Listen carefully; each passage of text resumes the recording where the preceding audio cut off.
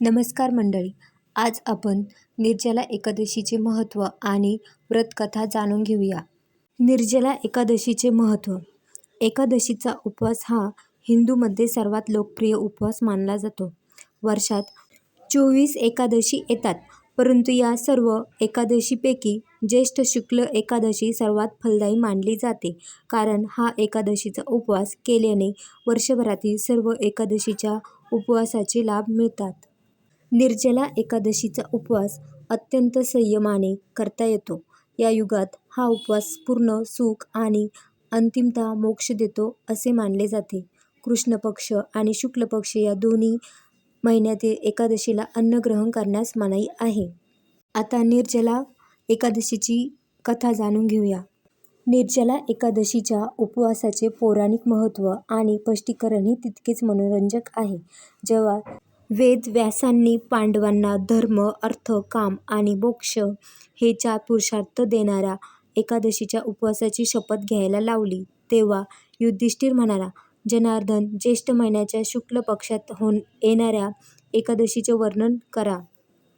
भगवान श्रीकृष्ण म्हणाले, हे राजा, याचे वर्णन परम सद्गुणी सत्यवती नंदन व्यासजी करतील, कारण ते सर्व शास्त्रांमध्ये आणि वेद व वेदांगामध्ये पारंगत आहेत. वेदव्यासजी म्हणाले, कृष्ण पक्ष आणि शुक्ल पक्ष या दोन्हीच्या एकादशीला अन्न ग्रहण करण्यास मनाई आहे.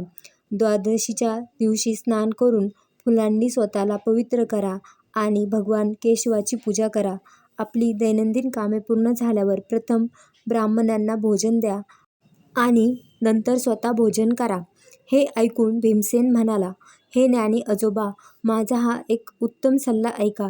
राजा युधिष्ठिर, माता कुंती, द्रौपदी, अर्जुन, नकुल आणि सहदेव एकादशीला कधीही भोजन करत नाहीत. भीमसेन, ते मलाही नेहमी सांगतात की तू सुद्धा एकादशीला भोजन करणे टाळावेस, पण मी त्यांना सांगतो की मला भूक सहन होत नाही.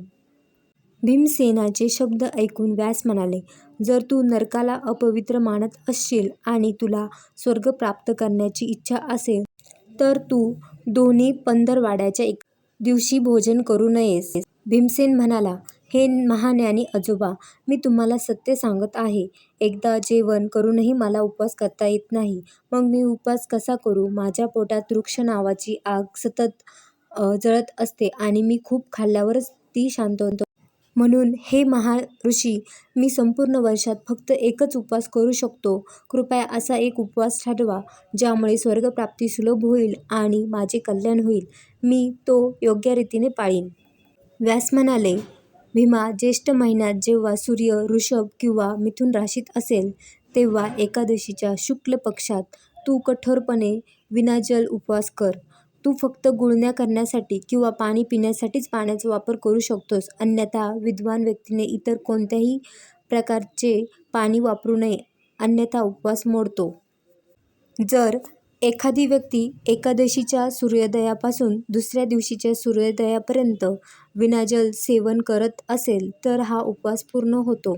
मग द्वादशीला सकाळी स्नान करून विहित विधीनुसार ब्राह्मणांना पाणी आणि सोन्याचे दान करावे. अशी सर्व कार्ये पूर्ण झाल्यावर इंद्रिय संयम असलेल्या व्यक्तीने ब्राह्मणासोबत भोजन करावे. यात काही शंका नाही की केवळ निर्जला एकादशीचे पालन केल्याने व्यक्तीला वर्षातील सर्व एकादशीच्या व्रताचे लाभ मिळतात.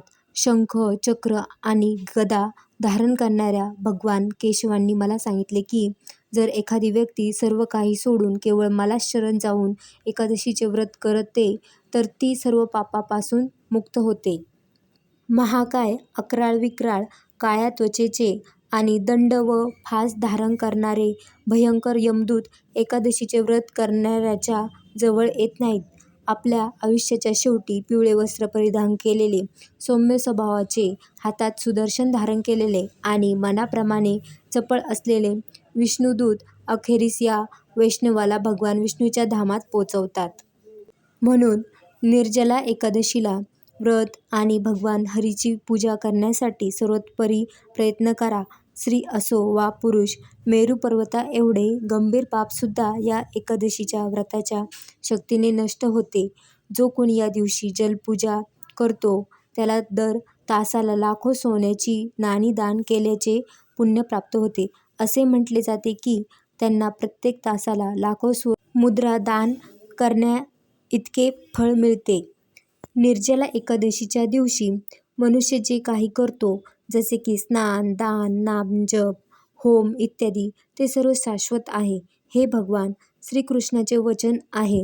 निर्जला एकादशीला उत्तम प्रकारे उपवास केल्याने मनुष्य वैष्णवपद प्राप्त करतो. जो मनुष्य एकादशीला अन्न ग्रहण करतो, तो पापमय अन्न ग्रहण करतो. या जगात तो चांडाळासारखा असतो आणि मृत्यूनंतर त्याला वाईट नियती प्राप्त होते. जे ज्येष्ठ महिन्याच्या शुक्ल पक्षात एकादशीला उपवास करतात आणि दान करतात, त्यांना सर्वोच्च स्थान प्राप्त होते. जे एकादशीला उपवास करतात ते ब्राह्मण, हत्यारे, मद्यपी, चोर आणि गुरुशी गद्दारी करणारे असले तरीही सर्व पापापासून मुक्त होतात. कुंतीपुत्रा, निर्जला एकादशीला श्रद्धावान स्त्री पुरुषांसाठी विहित केलेली विशेष दाने आणि कर्तव्ये ऐक. त्या दिवशी पाण्यात निजणाऱ्या भगवान विष्णूची पूजा करावी आणि पाण्यातील गाय किंवा तुपातील गाय दान करणे उचित आहे. ब्राह्मणांना पुरेशी दक्षिणा आणि विविध मिठाई देऊन त्यांचे काळजीपूर्वक प्रसन्नीकरण करावे. असे केल्याने ब्राह्मण निश्चितच संतुष्ट होतात आणि त्यांच्या समाधानानंतर भगवान हरी मोक्ष देतात. जे लोक शांती, आत्मसंयम, दानधर्म, भगवान हरीची पूजा आणि रात्री जागून या निर्जला एकादशीचे व्रत पाळतात, ते केवळ स्वतःलाच नव्हे तर येणाऱ्या 100 पिढ्यांनाही भगवान वासुदेवाच्या सर्वोच्च धामात घेऊन जातात. निर्जला एकादशीला अन्न, वस्त्र, गाय, पाणी, पलंग, सुंदर आसन, कमंडलू आणि छत्री यांचे दान करावे. जो कोणी पुण्यवान आणि पात्र ब्राह्मणाला जोड्या दान करतो, तो सुवर्ण तबकडीवर बसतो आणि स्वर्गात स्थापित होतो. जो कोणी भक्तिभावाने या एकादशीचे महत्त्वाकांक्षा ऐकतो किंवा कथन करतो, तो स्वर्गात जातो. सूर्यग्रहणाच्या वेळी चतुर्दशी संयुक्त अमावास्येला श्राद्ध केल्याने जे फळ मिळते, तेच फळ हे ऐकल्यानेही मिळू शकते. सर्वप्रथम दात घासल्यानंतर अशी प्रतिज्ञा करावी की भगवान केशवाच्या प्रसन्नतेसाठी मी एकादशीला अन्न त्याग करीन आणि पोटभर पाणी वगळता इतर सर्व पाण्याचा त्याग करीन. द्वादशीला भगवान विष्णूची पूजा करावी. सुगंध, धूप, फुले आणि सुंदर वस्त्रे परिधान करून त्यांची योग्य पूजा केल्यानंतर एक घागर दान करण्याचा संकल्प करावा आणि पुढील मंत्र म्हणावा. हे भगवान ऋषिकेश, जे आम्हाला सागरातून वाचवतात, ही घागर दान करून कृपया मला अंतिम मुक्ती द्या. भीमसेना, ज्येष्ठ महिन्याच्या शुक्ल पक्षाच्या शुक्ल एकादशीला निर्जल व्रत करावे. त्या दिवशी श्रेष्ठ ब्राह्मणांना साखरेसह पाण्याची घागर दान करावी. असे केल्याने आनंद मिळतो आणि भगवान विष्णूच्या अधिक जवळ जाता येते. मग द्वादशीला ब्राह्मणांना भोजन दिल्यानंतर भोजन करावे. जो कोणी हे संपूर्ण पापनाशक एकादशीचे व्रत पाळतो, तो सर्व पापापासून मुक्त होतो आणि आनंदमय अवस्था प्राप्त करतो. हे ऐकून भीमसेनानेही या शुभ एकादशीला व्रत सुरू केले. तेव्हापासून ती पांडव द्वादशी म्हणून ओळखली जाऊ लागली. ज्येष्ठ महिन्याच्या तेजस्वी पंधरवड्यातील एकादशीला भगवान श्रीकृष्णाने रुक्मिणी मातेचे अपहरण केले होते.